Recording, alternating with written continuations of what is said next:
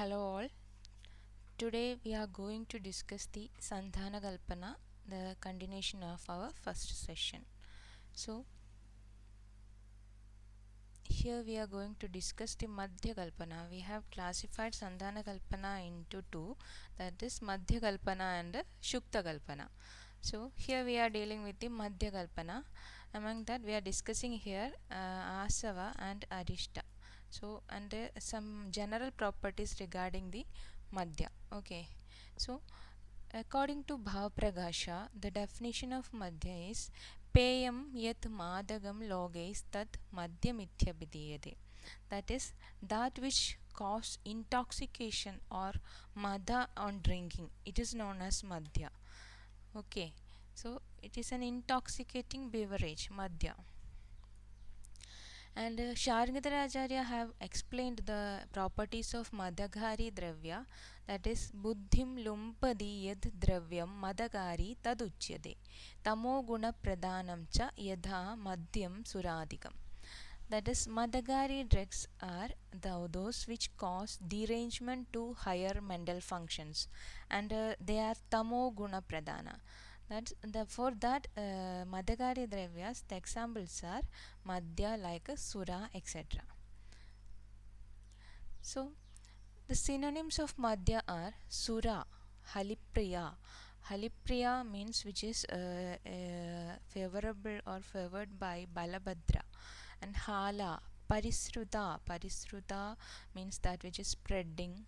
Varunatmaja, that which originated while Samudra Madana, from Varuna, ocean.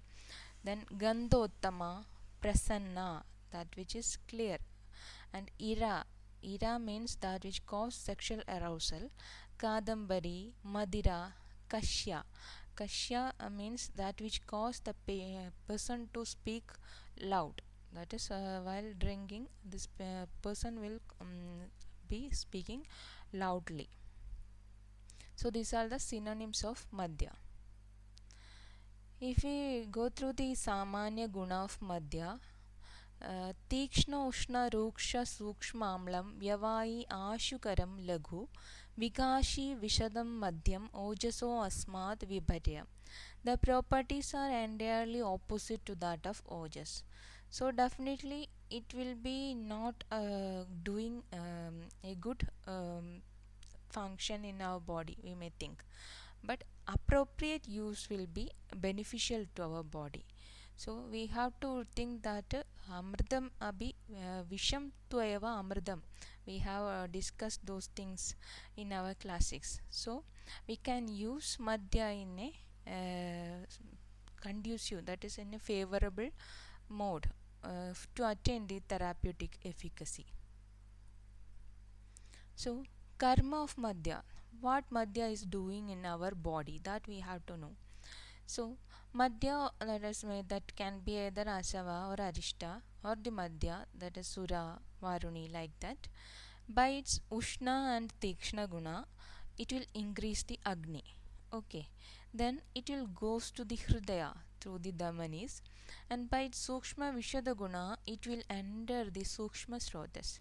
And due to Pramadhi Guna, it removes the obstruction of Srotas and normalize the function of Dhatu. We can conclude the action of Madhya in this way. Okay. So in our classics, if we check the use or references of Madhya, we can see that in Ashtanga Hridaya, it is explained in the first two chapter, that is in the second chapter, that is Madhya Vikraya Sandhana Dana Adanani Na Ajaret. Acharya has contraindicated the trade of or commercialization of Madhya. And he also, in the next paragraph, he has said that Madhya Adisaktim Tyajed. That is, we should avoid the addiction towards Madhya. And in the later chapters, he had explained while describing the Doshobhakramaniya Adhyaya and in the Dravadravya Adhyaya. In Dravadravya Adhyaya, he has mentioned the properties of Madhya. There, he has explained various therapeutic actions that which is accomplished by Madhya. And in the Doshobakramani Adhyaya, that is you have already studied in your first year classes, that is Vadasya Upakramaha Sneha Sweda Samshodhanam Ridu. There Acharya described that Paishtika and Gauda Madhya is suitable for Vada Visheshan, or to subside Vada. We can use this Madhya. And in case of Kapha, Upakrama for Kapha, Shleshmanasya Upakrama, that is Duksha, Tikshna, Virejana, all those things are explained. Then it is explained that Dirghakala Stidam Madhyam will be good for Kapha dosha. That is, it will be this Dirghakala Stidam Madhyam means Purana Madhya. It will be subsiding the Kapha dosha. So we can conclude that the judicious use of madhya is appropriate according to Acharya. So don't consider madhya to be a thing to generate the revenue. So we have to the stakeholders of this should be the physicians. We have to use it therapeutically to achieve the benefits. Okay. Now if we discuss about ethyl alcohol, you know all this madhya kalpana consists of ethyl alcohol. So it is the active ingredient of all intoxicating liquors obtained by the fermentation of saccharine materials. It is a solvent of alkaloids, so it is a selective solvent, you can say that like that. That is, unlike water, you know water is a universal solvent. So here alcohol is selective. It is selective to alkaloids, glycosides, volatile oils, coloring matter, tannins, anthraquinone derivatives, and many organic salts. It does not dissolve albuminous matter, gums, waxes, fats, and fixed oils. And tinctures are the alcoholic preparations containing the active principles of vegetable drug. These tinctures here it is different from our Sandhana Kalpana. Here the alcohol is treated with the drugs, and the active ingredients or the active principles is extracted. So here these kinds of tinctures are very much used in homeopathic medicines. There they are diluting it with water and administered to the patient. So tincture belladonna, tincture ginger, many tinctures are available. Then advantages of ethyl alcohol: it is reasonably selective. Molds and bacteria cannot grow in solutions containing ethyl alcohol. It is non-toxic in quantities present in the medicinal preparations. In our preparations, that is in our Arishta or Asava, a maximum limit of 12% of alcohol is generated. That is, the quantity of self-generated alcohol is up to 12%. So in that quantity we are administering in smaller dosage, and hence it will be non-toxic. It is neutral, hence unlikely to be incompatible with other products, and it promotes rapid absorption of the constituents. Also, it is miscible with the water in all proportions. So these are the things or advantages of ethyl alcohol apart from water. Now we are going to discuss the classification of Madhya Kalpana. You know that is it is divided into three: Arishta, Asava, and Madhya. Here we are discussing the first two formulae, that is of Arishta, details of Arishta and Asava. So first of all, Arishta. Arishta, the etymology is like this, that is na rishyate iti arishtam. Na rishyate, that is it can be preserved for longer time period without deterioration or degradation in its quality. That is known as Arishta. Na rishyate iti arishtam. When we look into the definition of Arishta, Shargadadacharya first demarcate or set a difference between Arishta and Asava. That is Arishtaha Kvada Siddhaha. Arishta is prepared from Kvada. That is Kvada is subjected to fermentation to obtain Arishta. According to Bhaprakaša, Pakva Aushadha Ambu Siddham Yan Madhyam Tad Syad Arishtagam. So here the Aushadha should be heated with water, boiled with water, and from that the Madhya generated is known as Arishta. Now we have to discuss the Anukta Mana of Arishta. In our textbooks, Samhitas, many Arishtas are described. So in those the quantity will be described accordingly. So but in some cases, suppose if we want to convert a kashaya into arishta for the sake of the patients, and suppose the patient is a child who is not willing to take kashaya kalpana, so we have to convert that into arishta. In that case, we have to know the anuptamana, that is how to convert that into arishta, what are the ratio of things that we have to take. So anuptamana arishteshu dravadronam tulam gudam kshaudram kshibed gudadardam prakshepam dashamamshagam. Here drava dronam anuptamana arishteshu, the drava dravya should be drona. Drava dravya, it can be either water in case of asava, and in case of arishta it can be kvada, and the quantity is 1 drona, that is 12.288 liter. Then guda anuktamana arishteshu drava dronam tulam gudam. Guda is 1 tula, that is 1 tula is equal to 100 pala, and 1 pala is 48 grams. So 1 tula is equal to 4800 gram, that is 4.8 kg. Now madhu, next one is kshaudram kshibed gudad ardham, that is half of guda. Honey should be equal to half of guda, that is half tula, that is 2.4 kg. And prakshepaga dravya, that are the additives that is added in form of coarse powder, it should be 1 by 10 tula, dashamamshagam, that will be equal to 480 gram. So these are the anuktamana of arishta. Now we are going to discuss the properties of arishta.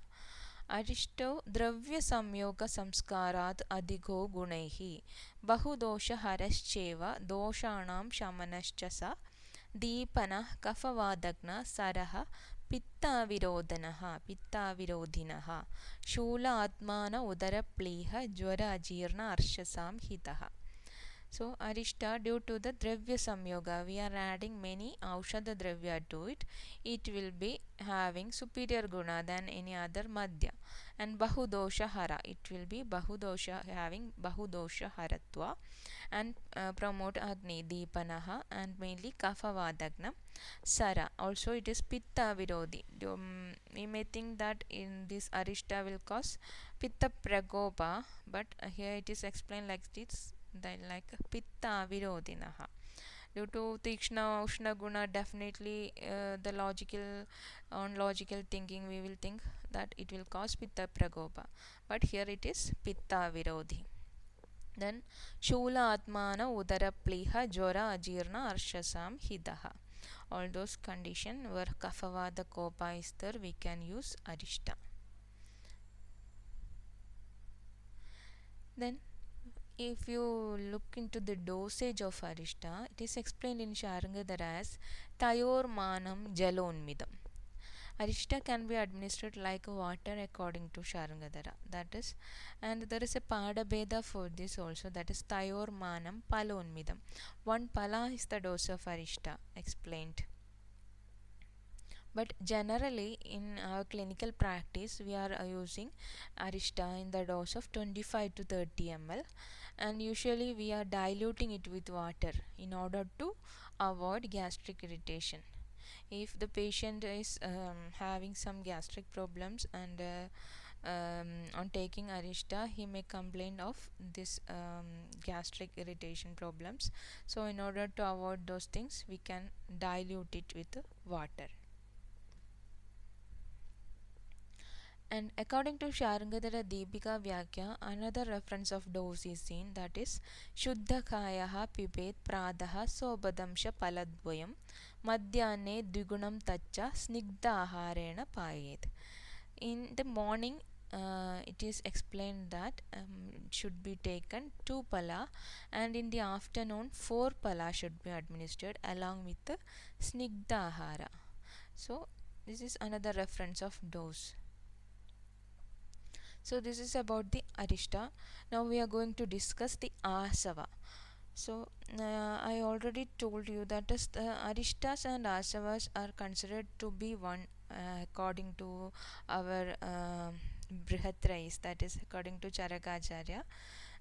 He explained arishta asava synonymously, but in later textbook, that is mainly Shargadhara Acharya, first of all clearly differentiate these two into different formulations based on the method of preparation. So if we go through the etymology of asava, asuya nishpadyade, that which is obtained by sandhana is known as asava. And this I already told you, that is Charaka consider arishta and asava as similar preparations, and Shargadhara differentiated it based on the method of preparation. So we have discussed that arishtaha kvada siddhaha. Here in case of asava, yad apakva aushada ambubhyam siddham madhyam sa asavam.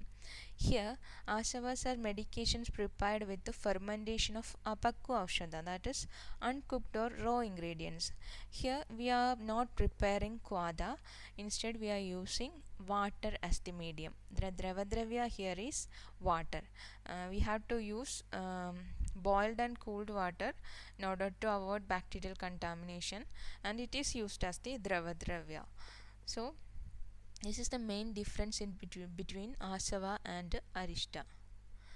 And a list of asava yoni is explained in Charaka Samhita. I already told you in the first presentation session, that is in the 25th chapter, it has explained that 9 asava yonis, that is dhanya asava, 6 in number.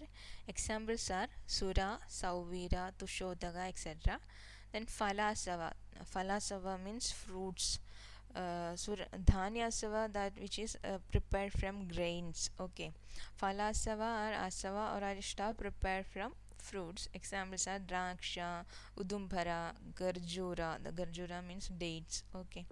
Then Moola asava, that is the asava drugs are mainly roots. That is Vidari Gandha. Examples are Vidari Gandha, Ashwagandha, Bilwa, etc. They are 11 in number. Then Sara Asava, where hardwood is used as the Asava Dravya. Then the examples are Ghadira, Shimshaba, Priyala, etc. 20 in number. Then Pushpa Asava are 10 in number. The examples are Padma, Kumuda, Dadaki, etc. Then Kanda Asava, from stem we are preparing the asava, 4 in number. Ikshu, Kandekshu, that is the varieties of sugar cane. Then Patra asava, 2 in number. Padola Patra, Tadaka Patra. And Twaga asava are 4 in number, that is Tilluga, Lodra, Ela, Valuka, Kramuka. Then Sharkara asava, that is in one from prepared from Sharkara. So these are the list of asava yonis. Now we have to differentiate between asava and arishta. This is the most commonly asked question in your university examination, that is differentiate between asava and arishta for 3 marks, like that. So first difference you all know, that is in asava kvada will not be prepared, but there are exceptions, that is there were no such demarcation in the early Brihatrayi, so exceptions is there explained in those Brihatrayi, that is Madhugha Asava, Lodra Asava are the exceptions where kvada is prepared in case of those asava. Then in case of arishta, we know kvada is prepared, and exception is takra arishta. In case of asava, the majority of drugs will be of Shita Virya, while in case of arishta, it will be Ushna Virya drugs. Then asava will be Drava Pradhanam. It is said like this because we are using plain water as the Drava Dravya. It contains no Aushadha Virya, but in case of Arishta it is Dravya Pradhanam, that is, it contains much therapeutic constituents or active constituents, because Arishta is prepared from Kvada. Kvada contain active constituents, and we are adding the additives, that is the Prakshepa Churnam. It also contains the active constituents. So in case of Arishta it is much more Dravya Pradhanam, and potency is comparatively lesser in case of Asava, and it is more due to Agni Samskarana in case of Arishta, and like that the viscosity is comparatively lesser and also specific gravity, but in case of Arishta it is more. And in Asava is mainly preferred in Paitiga Vyadi, but Arishta is preferred in Vada Kafaja Vyadi, and indicated Asava is indicated in lesser range of diseases, and Arishta is indicated in wide range of diseases. Asava mainly preferred in pediatric cases. Examples are Aravindasavam, etc. And Arishta is preferred in old age and in adults. So this is the main points of difference between Asava and Arishta. Now, according to Drug and Cosmetic Act, our preparations should be packed and labeled under according to certain condition. So mainly our aristas are packed in 450 ml bottle, since it contain only 12 percentage of alcohol. But in case of some preparations the packing size is different. So according to Drug and Cosmetic Act, in case of Karpura Asava, Ahifen Asava and Mrigamad Asava, the maximum size of packing should be 15 ml, since this contain greater concentration of alcohol. Here we are adding, these are like tinctures, we are adding the drugs to the alcohol and mixing them and keeping it for a particular time period and then filtering. So there is no self generated alcohol, instead we are adding the drugs to the absolute alcohol. Okay. And in case of Mrida Sanjeevani Sura and Mahadrakshasava, that is 16 percentage around alcohol percentage is present. So the packing size of Mrida Sanjeevani Sura should be 30 ml and Mahadrakshasava should be 120 ml. So these are the points that we have to discuss, you should know about Arishta and Asava, the difference between Arishta and Asava, and the preparation method, the difference in the preparation method, and the dose, and the general properties, and definition of Madhya. All those things you should learn well. So this is for today's discussion. If you have any doubts you can ask. So I am winding up the session. Thank you.